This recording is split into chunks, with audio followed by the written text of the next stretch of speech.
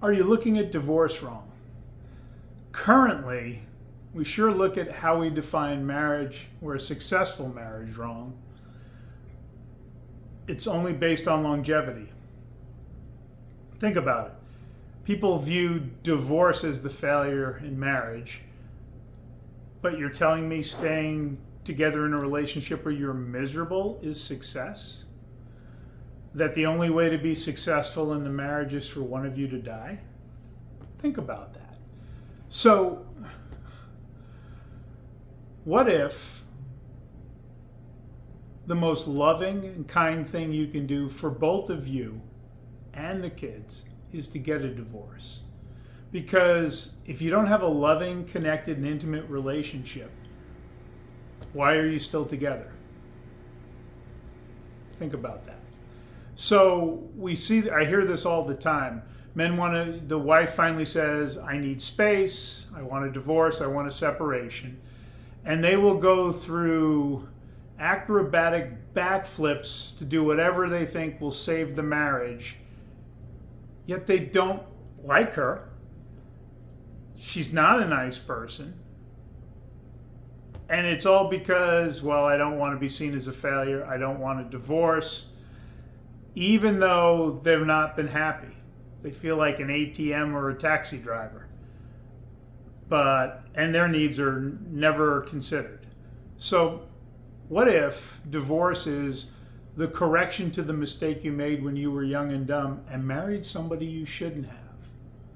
What if divorce is the correction for a relationship that died a long time ago? So, a lot of men will bash on women because they initiate 70 or 80% of the divorces, and you'll hear how they'll destroy the home. What if it's just because they have the spine to do what you don't? Because I know I was in that situation. When I was getting divorced all those years ago, I had somebody tell me I was lucky at the gym. I'm like, what the hell are you talking about? He said, oh, you're getting divorced. He goes, I can't get divorced for another 8 years till my kids are out of high school. He was not happy. He did not enjoy his marriage. It prevented him from being his full, authentic, and happy self. But he wasn't willing to divorce. And let me tell you, I was the same way. I described it as I had it better than 80% of the men. She wasn't combative. She wasn't argumentative. We still had sex. It was bad sex, but back then I didn't know. And I would have never initiated a divorce, even though I definitely was not fully engaged in the marriage. So, are women destroying families, or are they doing what we don't have the courage to do? And I'm going to get a lot of flack for that statement. But I think that's the case, because men will suffer in silence. Men will do what it takes to keep the family together. And what's going to happen is it's going to end in divorce eventually anyhow, because down the road, she's finally going to have enough. The kids are out of the house, and then it's time. So let's stop looking at divorce as a failure, because sometimes it is what is the beginning of a new and wonderful life. Let's not look at it as the first answer to marital problems. Men, you need to work on yourself for yourself, level up, be the change you want to see, and leading her to a version 2.0, a loving, connected, and deeply intimate relationship.